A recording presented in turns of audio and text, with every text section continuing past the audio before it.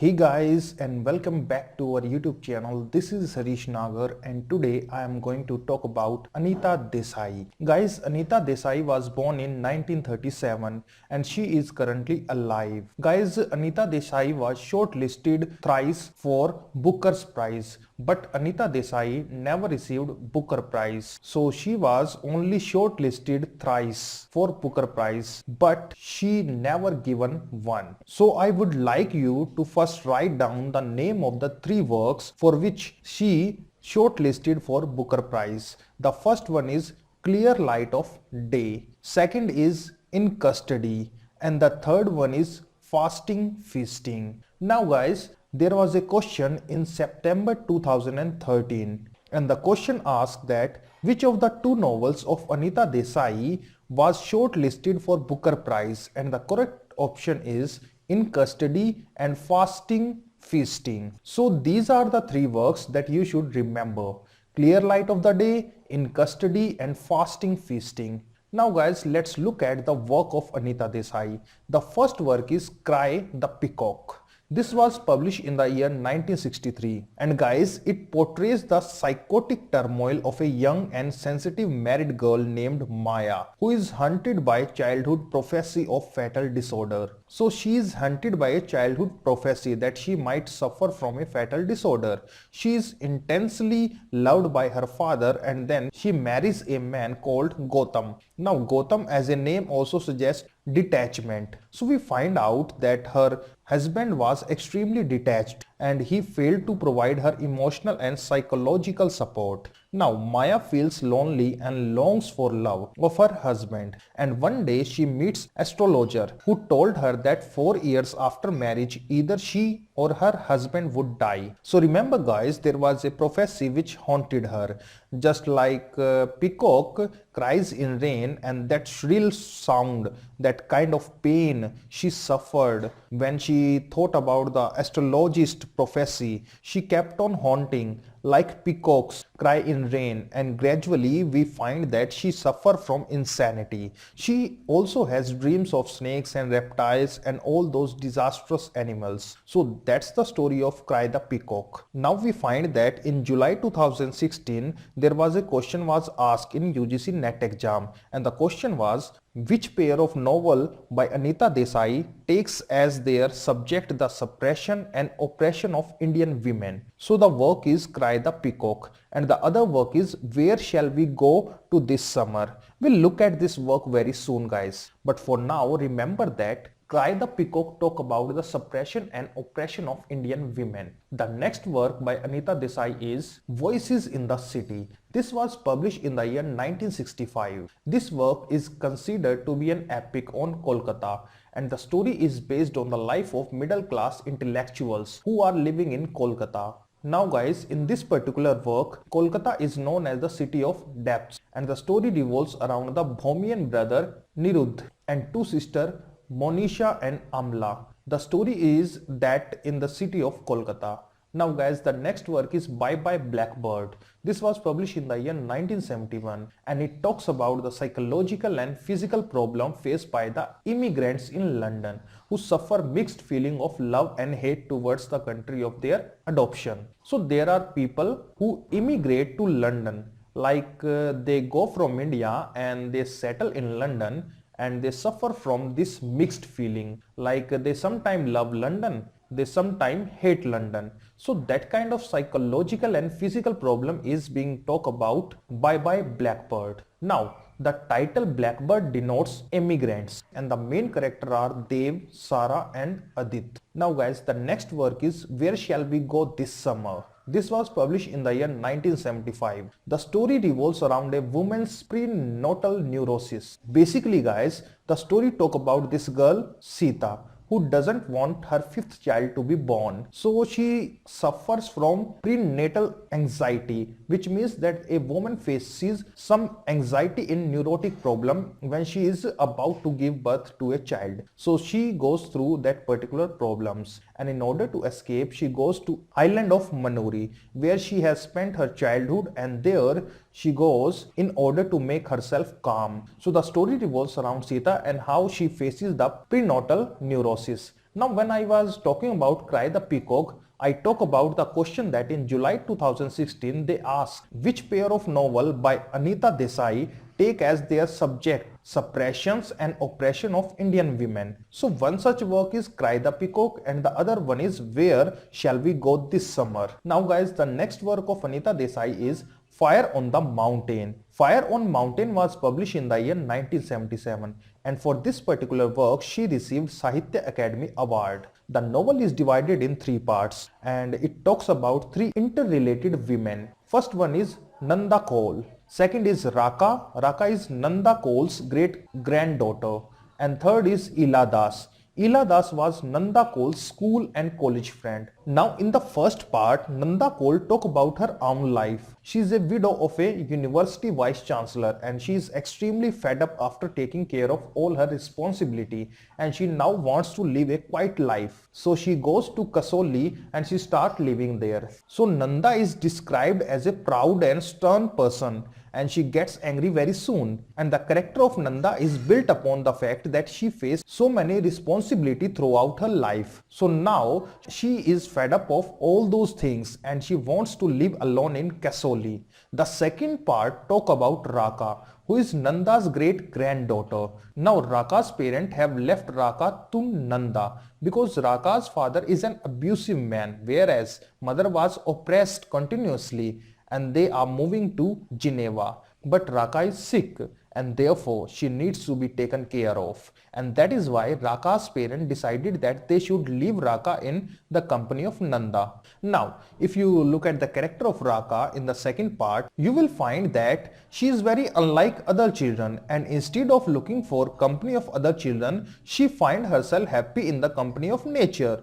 And her life also shows the problems she has faced till now. She is a victim of broken home. She is extremely introvert. Why? Because she has witnessed a lot of ambiguity of life and she has seen bitterness, distrust and violence at a very early age. Her father is a drunkard man who abuses and beats his wife, and mother is in such unhappy condition that she cannot do anything for her child. And consequently, we find Raka's traumatic experience deprived her of a child's trust and feelings of joy in the company of others. And that is why when she starts living with Nanda Kaul in Kasoli, she finds herself happy, living alone, without interacting with people, without playing with kids. And she keeps on wandering on the mountain, and she is the one who also puts fire on the mountain, and she cries towards the end of the novel that fire on the mountain is there, which basically symbolizes that she has tried to release all her pent up feelings.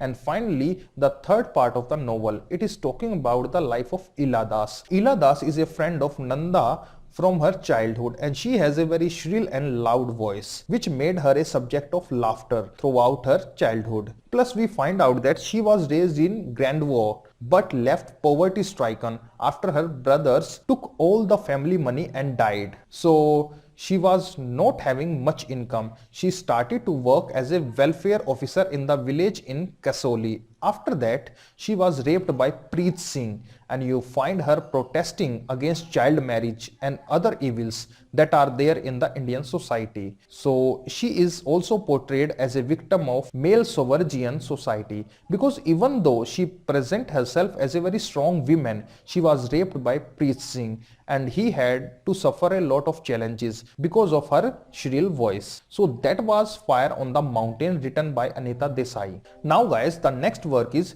Games at Twilight.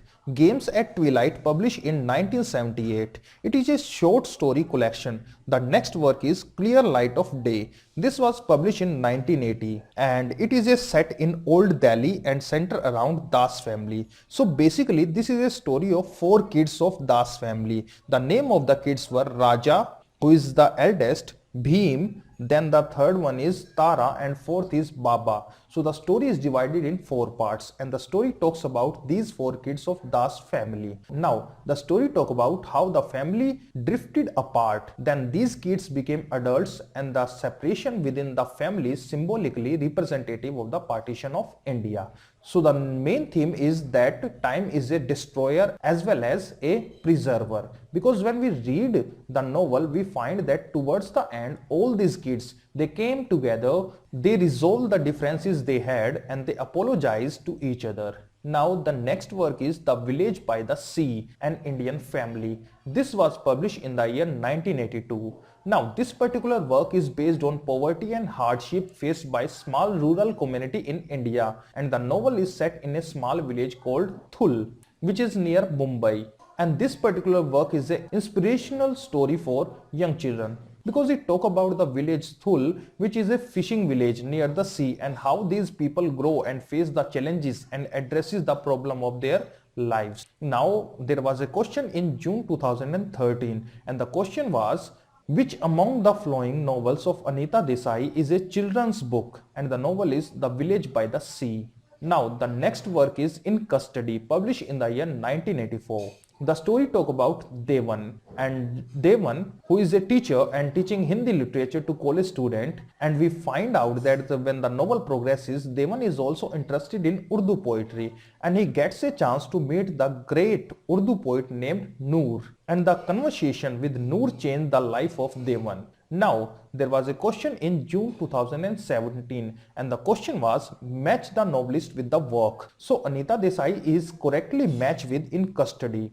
And there was another question in December 2009, and the question was, you have to pick out the work which is not a partition novel, and the correct option is In Custody. So In Custody doesn't talk about partition at all. The next work is Baumgartner's Bombay. This was published in the year 1988. The novel is about a German Jew whose name is Hugo Baumgartner. He is a German Jew and he is from Germany, as you can see, but then he is living in India as a Firangi. Now why he went out of Germany? Because Germany में उस समय Holocaust हो रहा था. So in order to escape the Holocaust, he came to India, and first of all he came to Kolkata. But then he spent a few years in Kolkata, and then he found that Kolkata में बहुत सारे हिंदू मुस्लिम riots हो रहे थे, and that is the reason he moved to Mumbai. Now in Mumbai there is a man called Chimman Lal who becomes his patron, and after Chimman Lal dies, his son was very jealous from Hugo Baumgartner, so he dismissed Hugo, and finally Hugo is having nobody to take care of, and therefore he ends up in a situation where a Germany hippie kills him. So the novel talk about Hugo Baumgartner and how he flees from Germany and comes to India, and in India he lives in Calcutta, then he flees from Calcutta and then settles in Mumbai. Now what is important to know is that the epigraph of this novel has been taken from T.S. Eliot's work East Cooker, and the lines are, "In my beginnings is my end." So this line is from East Cooker, and Anita Desai has been used as an epigraph for the novel Baumgartner's Bombay. This particular question was asked in January 2017 NET exam. So do remember that Baumgartner's Bombay has taken the epigraph from T.S. Eliot's work East Cooker. Now the next work is Journey to Ithaca. Journey to Ithaca was published in the year 1995. The story talk about Indian couple who is searching for spiritual enlightenment with the help of an Indian guru. So the story talk about the nature of pilgrimage in India and how a person can finally find enlightenment in the shadow of a guru. Finally guys, we come on to the last work of Anita Desai. This is Feasting Fasting. This was published in the year 1999. It talk about a lonely Indian whose name was Arun, who is living in USA. So the story talk about how he lives in USA, but then the story moves in the flashback and we get to know more about Arun's childhood. We see that there is a small town in India where Uma and her younger sister Aruna are growing up. Their parents are called Mama and Papa, and Mama and Papa, they try to control the destiny of their daughters by teaching them domestic and traditional feminine skills. Uma takes little interest in marriage or in household chores. Rather, she loves attending her school despite her failing grades. So there are these two daughters growing up in a traditional Indian household. Then a son is born and his name is Arun. So Arun is born and Mama and Papa demands that Uma should leave school to take care of her baby brother. Now, Uma runs away to the convent school and begs the mother of the convent school, and the name of that mother is Agnes, and says Agnes to talk to Mama and Papa so that they can allow her to get into the school. So you can see how a daughter was asked to leave the school because they want the daughter to take care of the brother, and they want that the brother should be educated more than these sisters. And as Uma grows up, we find out that men show little interest in her, preferring her younger sister. After three failed marriage attempts, including two dowry scams, we see that Mama and Papa gave up on trying to marry Uma, and they decided that they are going to set Aruna with some man, because though Uma's younger sister Aruna is beautiful and man wants to marry Aruna, not Uma. But traditionally it is seen that younger sister in the family cannot be married until an older sister has married and left the family home. However, the family realizes that Uma's state is to be single, and they plan that they should secure a husband for Aruna and stop looking for a groom for Uma. Although Uma is woefully clumsy and not exceptionally bright, she yearns for a higher purpose and she wants to get into some social, culture and spiritual activities. Uma is specially drawn towards an old widow aunt whose name is Mira Marki, and Mira Marki encouraged Uma's spiritual education in ashram and religious events, and also help Uma to grow mentally and intellectually. So feasting fasting talk about Arun, Uma and Aruna, and how all three of them face challenge and grow up as people. So that was all about Anita Desai. Now we have looked at a lot of work of Anita Desai. Let's just have a recap. The first work is Cry the Peacock, published in 1963. Next is Voice in the City, published in 1965. Bye Bye Blackbird, published in 1971. Where Shall We Go This Summer, published in 1975. Fire on the Mountain, published in 1977. Games at Twilight, published in 1978. Clear Light of the Day, published in 1980. Village by the Sea, an Indian Family, published in 1982. In Custody, published in 1984. Baumgartner's Bombay, published in 1988. Journey to Ithaca, published in 1995. And Feasting Fasting, published in 1999. So that's it for today's lecture. If you like my video, kindly share with your friends. Thank you guys.